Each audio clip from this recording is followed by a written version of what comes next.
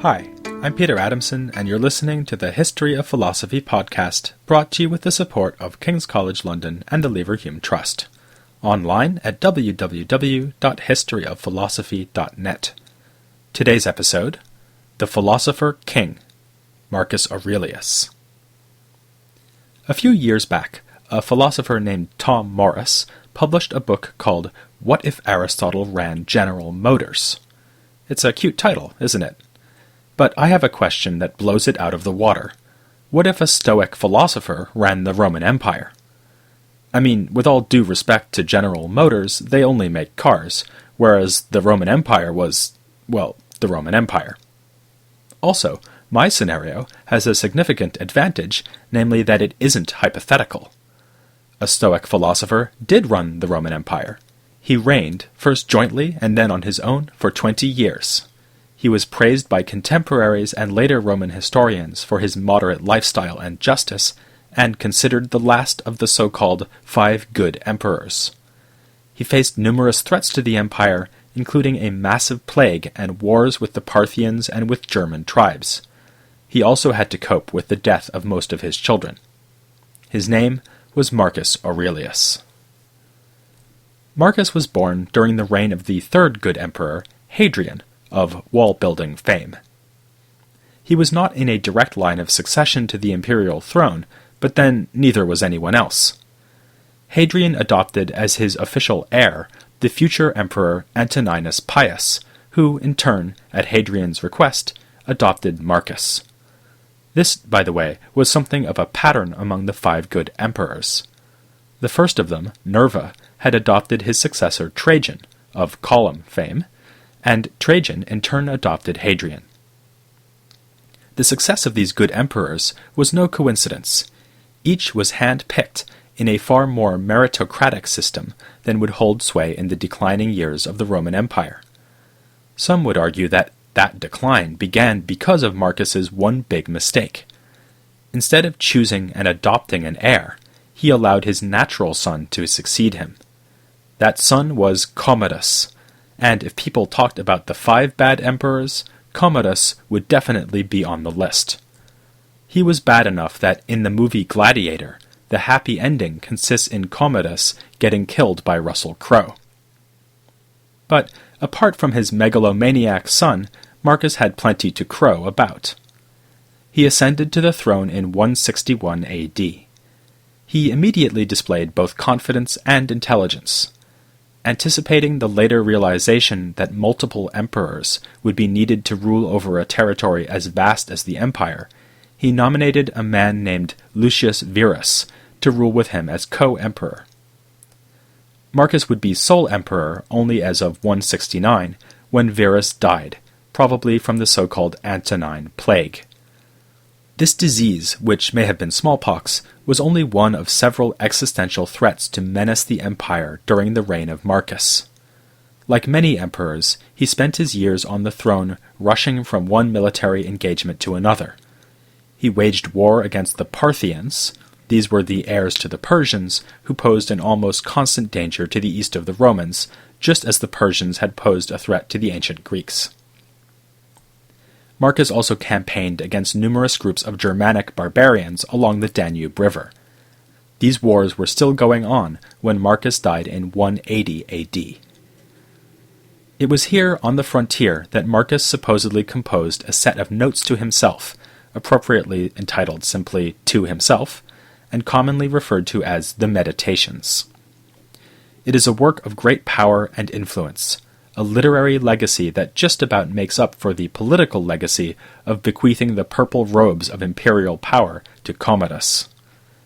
A note attached to the end of the first book informs us that the Meditations were written among the Quadi, a Germanic tribe. If we believe this note, as opposed to dismissing it as a later scribal invention, then we must imagine Marcus late in life, retiring each night from his military endeavors, sitting down to collect his thoughts, and writing a series of admonitions aimed squarely at his own soul. He used Stoic ideas to combat his own fears, vanity, and irritability. No doubt the Meditations were also intended for a wider readership, but they are more than plausible as a work of self-examination and philosophical therapy. Some would doubt that anything much was personally at stake for Marcus when he wrote the Meditations. The historian Mary Beard has commented that if we scour the Meditations for signs of Marcus's inner conflicts, we might as well be looking for the evidence of psychic turmoil in the essay of a modern philosophy undergraduate. No doubt the Meditations does fit into a genre of ancient writing, in which philosophical themes were woven into an ostentatious display of self-conscious virtue. If we wish to read a radical reimagining of this genre, we should turn not to these Meditations, but to the Confessions of St. Augustine.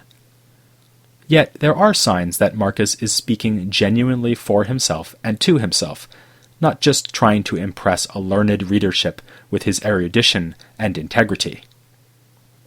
For instance, he makes frequent reference to the stresses and annoyances of life at the top. At one point he writes, "Never let anyone hear you complaining about court life again, including yourself." At another point, he compares the court to his stepmother and casts philosophy in the role of mother.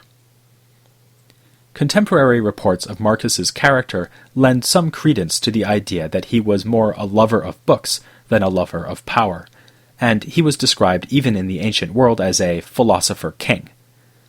No less an observer than Julian the Apostate, the other philosopher emperor of late antiquity, admired Marcus greatly. So, while we should not necessarily look to Marcus for innovations in Stoic doctrine, I think we may take the Meditations as a deeply felt application of that doctrine to an extraordinary life. The Meditations are divided into 12 books, the first of which could easily have been entitled, How I Got to Be Such a Great Guy. Not that Marcus would ever allow such an immodest thought to go unchallenged in his own mind. He gives the credit for such virtue and wisdom as he possesses to a long list of teachers and relations. His adoptive father and predecessor as emperor, Antoninus Pius, receives particular praise for his comprehensive virtue, praise which culminates by comparing Antoninus to no less a figure than Socrates. But most of Marcus's influences were teachers. Nothing but the best would do for the young emperor-to-be, and the leading intellectuals of Rome were brought into his aristocratic home to school him in grammar, rhetoric, and, of course, philosophy. One of these was the Stoic Rusticus, who exposed Marcus to the work of Epictetus. For this alone we should join Marcus in being grateful to Rusticus. Bringing Epictetus to the attention of the future emperor was akin to giving Charlie Parker his first saxophone. The various teachers in Marcus's formative years taught him various lessons, but the Meditations is, above all, a set of variations on themes found in Epictetus. Of course, Epictetus himself had drawn on the earlier Stoic tradition, so that Marcus is also the inheritor of the ethics of Chrysippus and other early Stoics. Thus, his main theme, to which he returns again and again, is the importance of controlling his own judgments and desires. By putting Marcus on the throne, fate has presented him with wealth and access to limitless pleasures, but also with plentiful enemies. Marcus thus faced an unusually challenging set of temptations and opportunities for anger. Yet his fundamental advice to himself could be applied by anyone. When the world provokes you into a reaction, think first whether the reaction is the right one. Does a man offend your pride? Remember that he will be dead soon, as will you.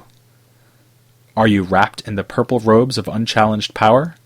Remember that they are just rags dyed in ink. Are you consumed with desire for a woman? Do not pray that God will give her to you, pray rather to be relieved of your lust. In one of my favorite passages, he recommends a method for confronting misfortune. Do not lament the misfortune. Instead, rejoice that you are the sort of person who can undergo misfortune without letting it upset you. Marcus describes this process of self-discipline and rational reflection as an art of living. It is an art, he says, more akin to wrestling than to dancing, because it requires that we always be on our guard. Now, I know what you're thinking. This advice could be inspired by practically any ancient ethical theory. Plato wanted us to subordinate desire to reason. Aristotle thought virtue is, in large part, a matter of using reason to steer our desires, and even the Epicureans thought intelligent hedonism means using reason to choose carefully between the pleasures that present themselves. The Stoics had no monopoly on the view that reason should rule over desire. And, in fact, Marcus sometimes sounds almost like a Platonist when he considers the role of reason in our lives. He describes the body as an instrument of the soul, which is the true man, and compares our rational capacity to the pilot of a ship, an image which recalls passages in both Plato's Republic and Aristotle's De Anima. Yet Marcus's Stoic allegiances are clear, and not only from the fact that the philosophy teachers he mentions in his intellectual autobiography were Stoics. For one thing, his picture of rationality is very Stoic. It's not just a matter of having the right beliefs and acting on them, but a matter of controlling our assent to the impressions the world presents to us. Marcus doesn't put the point in these technical terms, but it is certainly his picture of ethical action. Tellingly, he claims that banishing the belief that you have been treated wrongly is sufficient to banish the anger that would follow from such treatment. Thus, we have a fairly standard Stoic picture of human ethical life. An impression presents itself, we assent to it, or refrain from assenting, and our emotional reactions proceed accordingly. Another Stoic thread woven into the cloth of the Meditations is the idea of fate.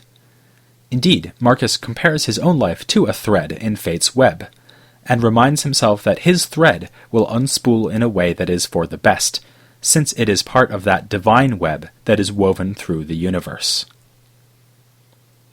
When Marcus considers his own little patch of that web, he often emphasizes the fleeting, ephemeral nature of his life and everything it contains.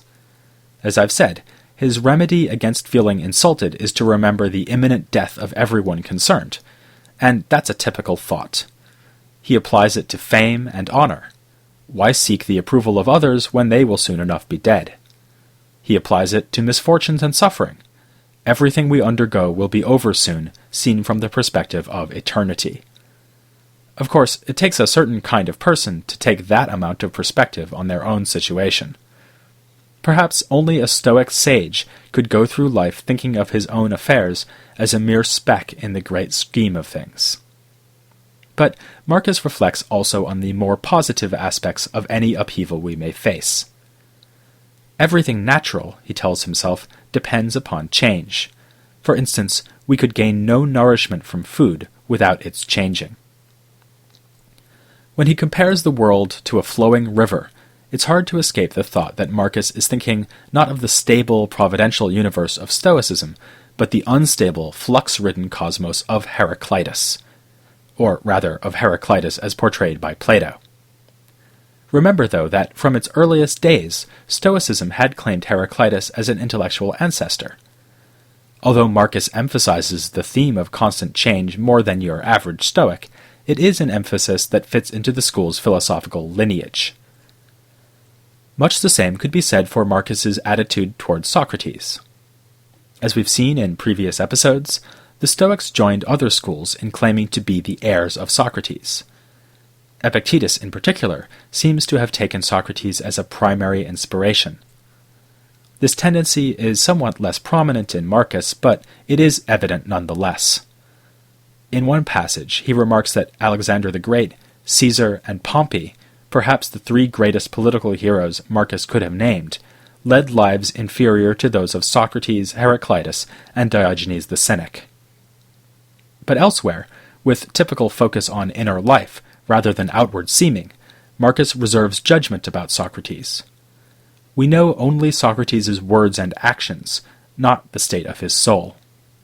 He was famous for facing his death without fear, but Socrates alone could know whether there was fear in his heart after all. So, Marcus has his philosophical heroes, and they are more or less the usual Stoic suspects. Yet he also quotes Plato with approval several times in the Meditations. Indeed, some entries consist of nothing but quotations from Plato and other authors. Clearly, these were passages Marcus found particularly helpful or powerful.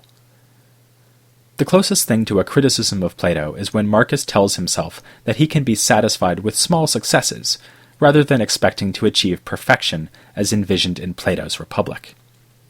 But even this seems more like characteristic acceptance of circumstances than a deep objection to Plato's idealism. More generally, the way Marcus uses philosophical authorities seems to be of a piece with his ethical outlook. He takes each authority in turn, accepts what he finds reasonable, and doesn't worry too much about points of disagreement. The best example of this is his handling of the Epicureans. One would think that Marcus, being a Stoic, would find little to value in this school. And, indeed, one of his favorite motifs is an anti-Epicurean one. He reminds himself numerous times that the world must be either a random jumble of atoms, as Epicurus claimed, or providentially ordered. Since Marcus finds the Epicurean alternative absurd, this leaves him only with the remaining hypothesis that the world is indeed guided by a sure divine hand. Yet, aside from this, Marcus usually mentions Epicurus and his school in order to agree with them. He apparently finds only one topic where he can agree with them, but it's a big one: the fear of death. Or, rather, the topic of not fearing death. At one point, he gives the Epicureans a rather backhanded compliment. Even these hedonists could avoid fearing death, reflects Marcus, so surely I can too. But elsewhere, he gives apparently unalloyed praise to Epicurus for the brave way that he met his end, and he also repeats the Epicurean argument that death is nothing to us, because when we cease to exist, we will no longer have any sensation. Marcus constantly returns to this topic of death, which is one of the things that makes him distinctive in the Stoic tradition. It's as if he is trying to show that Stoicism can rise to this challenge, just as Lucretius and other Epicureans had done. Perhaps there were also personal considerations in play here. They say that nothing is certain but death and taxes, and as emperor, Marcus didn't have to pay any taxes, which left him only death to worry about. And if it's true that the Meditations were written during his final campaigns along the Danube, Marcus was not far from death himself as he wrote them. In any case, he was plagued by poor health throughout his life, and saw 4 of his children die. So even earlier, he would have had plenty of reason to reflect on his own death and on death in general. Of course, the considerations he uses to combat anxiety and grief in other areas of life apply here too. Thus, he points out that if all natural things are fleeting, it would be irrational to object to our own end. Or that death too is part of the divine plan that governs the universe wisely. Or that in the great scheme of things it matters little whether we die today or decades from now. In fact, one of his more striking pieces of advice about death is this: imagine that you will die today. Assuming that you don't in fact die, you will be able to look on every day from now on as an unexpected gift. Marcus also urges us to see death, along with aging and other apparently regrettable aspects of life, as part of a natural cycle. As we've seen, he thinks that all things change, but he also thinks that they change in ever-repeating ways. At the most global level, there is the Stoic idea that all events in the universe will recur in future world cycles. Marcus alludes once to this notion, but usually he has a more humble idea of cycles in mind, for instance, the stages of life from youth to old age. He even applies this to his own situation as emperor, reflecting that his own court will be like a repeat performance of a play staged earlier in the courts of Alexander, Hadrian, and other rulers.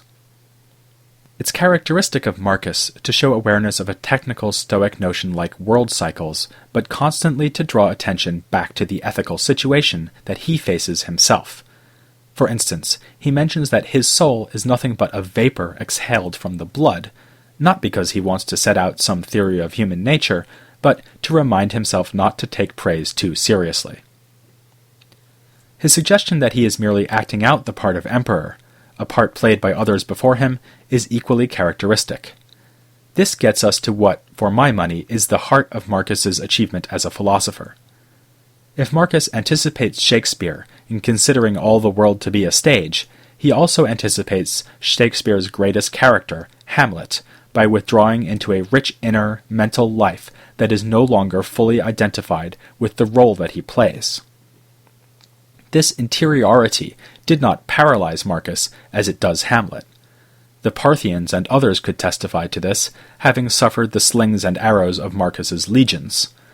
But Marcus would agree with Hamlet that there's nothing either good nor bad, but thinking makes it so. He was a man of action who did not identify himself with his actions, but rather with his thoughts. In theory, at least, Marcus considers it a matter of no importance that he plays out the role of emperor rather than the role of a farmer. Marcus himself is not the character he plays outwardly, but the soul that lives inwardly. Just as much as the emperor, the farmer has a soul that can make peace with divine fate or wage futile combat against it. This is why the Meditations is a work that can speak to anyone, even if it was written by an emperor for his own benefit. What Marcus offers us is a crash course in therapy for the soul, and this therapy asks us to withdraw into an invulnerable, detached self, what Marcus calls his inner citadel. The philosophical basis for this is already present in Epictetus, but Marcus articulates the interiority of Roman Stoicism with unmatched directness, and usually with stylish charm, rather than the withering wit of Epictetus. It is appropriate that Marcus should offer such effective medicine for the soul, given that he employed the greatest doctor of his age, indeed of just about any age, Galen. A towering figure in the history of medicine, and no midget in the history of philosophy, Galen was employed as doctor to Marcus and to his son Commodus. I mention this simply because in a few episodes down the line, we'll be taking a look at Galen and the relation between ancient medicine and ancient philosophy. But first, there is a final major Hellenistic school to look at, the Skeptics. In 2 weeks, we'll be retracing our steps and returning to the days of Aristotle to look at the man credited with being the first skeptic, Pyrrho of Elis. First, though, I want to linger here in the Roman imperial period and consider the whole contribution of Roman Stoicism. So, join me for an interview with John Sellers, an expert in the Stoic art of living. Next time on the History of Philosophy Without Any Gaps.